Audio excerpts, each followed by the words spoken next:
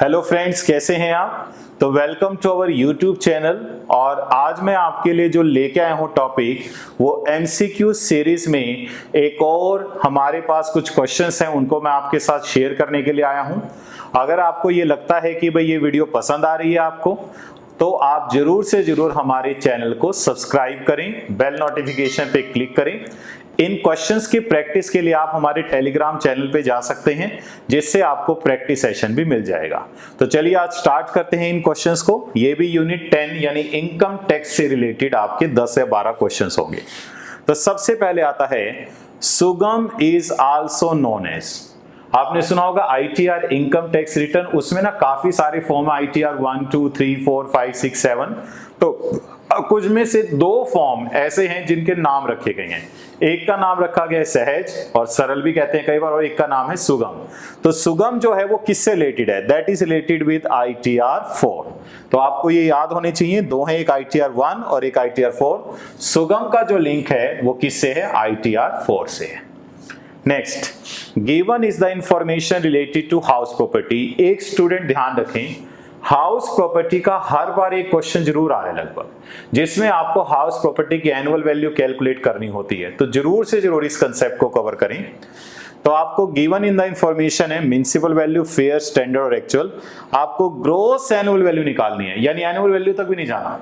तो gross annual value के लिए रूल मैंने आपको बताया हुआ है। क्या रूल था? सबसे पहले म्युनिसिपल और fair, whichever is higher. इनमें जो हायर है, हायर क्या है? 5 लाख। फिर इसका और standard rent, which ever is less. तो लेस वाली कौन सी है हमारी? Standard rent. और इसका विच है, यानी एक्चुअल रेंट का विच एवर इज हायर। अब हायर हमारी क्या है? 4,80,000। तो रूल क्या है? दोबारा सुने, म्युनिसिपल और fair whichever is higher. उस हायर वैल्यू का कंपैरिजन होता है स्टैंडर्ड रेंट से, विच एवर इज लेस। इसे एक्सपेक्टेड रेंट कहते हैं। तो 4,80,000 हमारा एक्सपेक्टेड रेंट हो गया। एक्सपेक्टेड रेंट का कंपैरिजन होता है एक्चुअल रेंट से, विच एवर इज हायर। तो एक्सपेक्टेड रेंट ज्यादा इस क्वेश्चन में, तो हमारी ग्रॉस एनुअल वैल्यू क्या होगी? 4,80,000। तो our आंसर विल बी 4,80,000।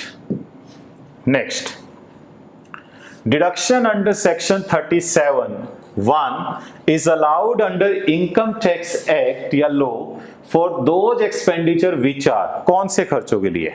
अगर आप इनकम टैक्स को देखेंगे ना, सेक्शन 28 से स्टार्ट होके 44 तक जाता है, तो उसके अंदर आप देखेंगे सेक्शन 30 से खर्चे स्टार्ट हो जाते हैं। 30, 31, 32, 33, 35, 36, 37 तक रहते हैं। 37 लास्ट के खर्चे होते हैं, और वो उन सभी रेवेन्यू खर्चों को अलाउड करता है जो बिजनेस के लिए नॉर्मली जरूरी होते हैं। तो यहां पर देखिए, रेवेन्यू एक्सपेंडिचर कोई होगा ऑप्शन? यस, ऑप्शन ए हमारे पास है। So answer will be option A. Next, amount unutilised in capital gain account scheme या capital account scheme for which exemption under section 54 shall be treated as long term capital gain. कब होगा? पहले तो आप ये समझे 54 होता क्या है। जो सेक्शन 54 है वो लॉन्ग टर्म कैपिटल गेन से रिलेटेड एग्जेम्पशन है। यदि आपने कोई मकान बेचा हो और मकान खरीदना है, तो अब मेन बात है कि आप खरीद कर सकते हैं, बना कर सकते हैं। उसके लिए रूल है कि या तो आपने 1 साल पहले बना लिया हो, जिस डेट को पर्टिकुलर, या खरीद लिया हो आपने, जिसको आपने वो मकान बेचा, जिसके कैपिटल गेन से रिलेटेड आप छूट लेना चाहते हैं, या अगले 2 साल तक आप खरीद लेंगे, या अगले 3 साल तक बना लेंगे। तो इसका मतलब मैक्सिमम जो लिमिट है मकान बनाने की, वो अगले 3 साल तक है। तो जब तक वो 3 साल पूरे नहीं होंगे, वो कैपिटल गेन में जो हमारा पैसा पड़ा है, उस अकाउंट में जो पैसा पड़ा है, उसको टैक्सेबल नहीं किया जाता। तो कब टैक्सेबल होगा? जब वो 3 साल हो जाए। तो 3 साल देखो, yes, 3 year have been expired from the date of transfer. ध्यान रखना, अगर 54 की बजाय ये 54B होता, एग्रीकल्चरल लैंड से रिलेटेड जो प्रोविजन, उसमें 2 साल की लिमिट है, तो वहां हम 2 साल का करते। तो इसका जो राइट आंसर होगा वो कौन सा होगा? Option C. Next, aid in rule. ये डबल टैक्सेशन से रिलेटेड होते हैं। ये रिपब्लिक ऑफ येमेन से रिलेटेड थे, बहुत पुराने रूल चल रहे हैं। तो देखते हैं इनमें से किससे रिलेटेड है। ये टैक्स एग्जेम्पशन से रिलेटेड नहीं है, रेजिडेंशियल स्टेटस से नहीं है, डबल टैक्सेशन रिलीफ से रिलेटेड है। तो ये 1953 के रूल हैं। तो इसको थोड़ा सा याद रखना पड़ेगा आपको कि aid in rule are related with double taxation relief. Next, arrange the step to e filing of income tax return in correct sequence. अब कैसे करेंगे? सबसे पहले तो आपको, अगर आपने ई फाइलिंग की है तो आपको पता ही होगा क्या करते हैं। देखो जैसे जीमेल पे जाते हो, जीमेल पे सबसे पहले आप क्या करते हो? लॉगिन करते हो ना। लॉगिन करने के बाद मान लो आपको मेल कंपोज करनी है तो पहले कंपोज पे बटन दबाना पड़ेगा, फिर आपको टाइप करना पड़ेगा और फिर सेंड दबाना पड़ेगा। यही होता है ना, सेम लगभग ऐसा सिस्टम है। सबसे पहले हमें क्या करना पड़ेगा? अब यदि मेरी जीमेल पे आईडी नहीं है तो मुझे रजिस्टर तो करवाना ही पड़ेगा। तो सेम है, सबसे पहला नंबर होगा कि मुझे रजिस्टर करवाना पड़ेगा अपने आप को। फिर क्या होगा? मैं फॉर्म को सिलेक्ट करूंगा, जो आईटीआर का फॉर्म भरना है, यानी ये पहले नंबर पे करूंगा, ये दूसरे नंबर पे करूंगा। फिर मैं उस फॉर्म को भरूंगा और अपलोड करूंगा, और लास्ट में ITR 4 होता है जिसको वेरीफाई करना होता है। ITR 5 एक्नॉलेजमेंट होता है। तो चेक करें, ए फर्स्ट ऑप्शन देखें, ए आएगा पहले, फिर क्या आएगा? सी, फिर क्या आएगा? डी, और फिर क्या आएगा? बी। यानी फर्स्ट ऑप्शन ही हमारा सही है। तो आवर आंसर विल बी ए, यानी फर्स्ट ऑप्शन। ओके, ठीक है। तो ये आप अगर फाइलिंग करेंगे तो याद वैसे रहेगा। Next, under which of the following categories A partner of partnership firm will be assessed? देखिए, जो पार्टनर होता है वो एक इंडिविजुअल होता है। अगर फर्म की बात करें तो फर्म एज फर्म असेस्ड होगी, लेकिन पार्टनर की जो इनकम है वो एज एन इंडिविजुअल असेस होती है। तो partner will be assessed only as an individual. इसमें कंफ्यूज मत होना। तो ऑप्शन ए इसका आंसर होगा। Next, which two of the following are correct about the due date of issue of TDS? issue of TDS के लिए कौन कौन सा सही है? which two? टू का तो ऑप्शन नहीं बनता इसके अंदर, क्योंकि हमारे पास ऑप्शन ही नहीं है। तो ये मेरे को लगता है टाइपिंग एरर होगी। तो इसको हम लिख देते हैं टू नहीं, which one या which is of the following are the correct। तो देखिए, फॉर्म 16 किसके लिए होता है? फॉर्म 16 अगर आपको ध्यान हो, सैलरी से रिलेटेड टीडीएस के लिए। 16A किसके लिए होता है? नॉन सैलरी पेमेंट के लिए।